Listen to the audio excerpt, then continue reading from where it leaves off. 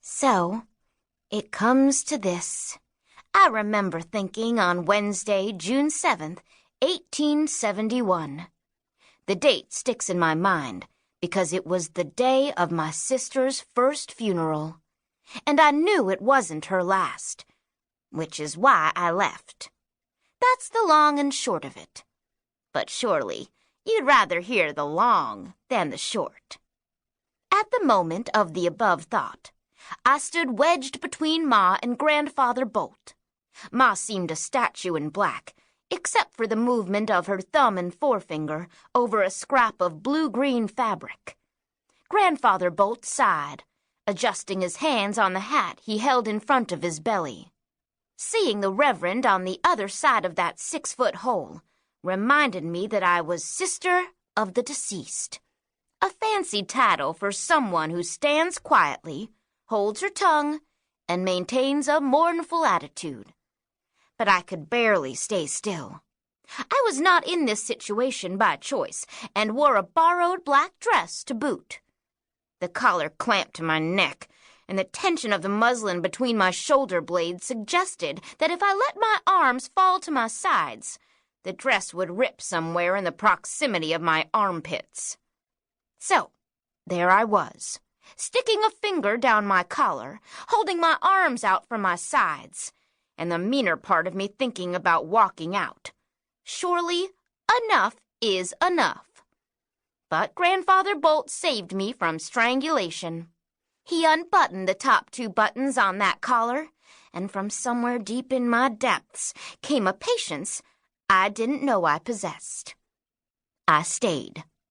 Don't misunderstand me. A funeral is a funeral. Though my sister wasn't in that pine box, a body lay in it sure enough. Remember, I told myself many times during the Reverend's eulogy, and then as people started shoveling dirt into the hole.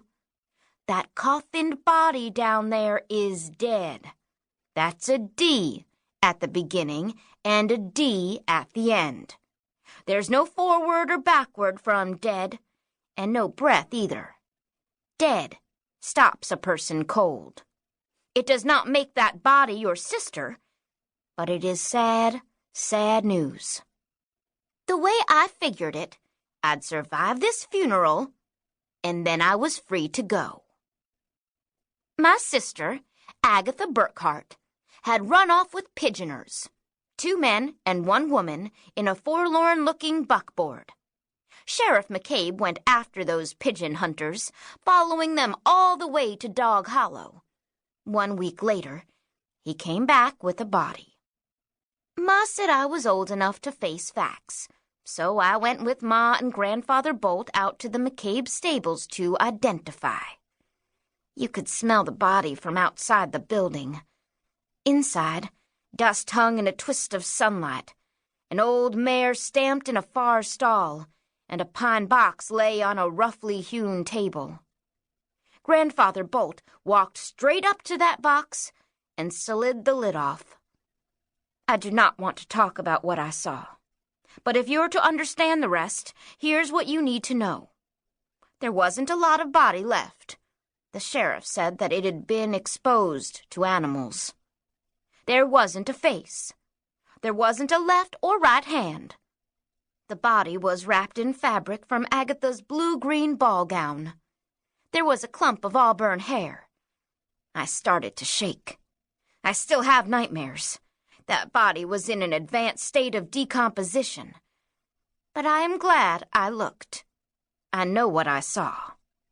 I also know what I didn't see. Grandfather Bolt put his hand to his mouth and turned away. Ma stood there, taking it all in, pausing for what seemed like months. Then she asked Sheriff McCabe for his knife. When he didn't give it to her, she laid her eyes on him. They stared at each other for a long while, and then he pulled it from its sheath. It was a big knife, the kind of knife with a sharp, upturned point. Ma took it, reached into that pine box, and sawed a hunk of something off. I inhaled sharply, not knowing what she was doing. Then, Her hands reappeared. The right held the knife, and the left a fistful of blue-green cloth. I saw pleats. Ma stepped back. "You were tracking the pigeoners when you found this?" Ma jabbed the air with the knife. We knew he was, so the jerk of the knife panicked me a little. Grandfather Bolt tried to reach for the knife, but Sheriff McCabe held him back. "I was on their trail," the sheriff said. "She still traveling with them?" "Pretty sure she was." "She was shot? In the face?" The blade jerked upward. The sheriff nodded ever so slightly. "I am so sorry, Dora." He laid out the syllables of her name with the most tender care.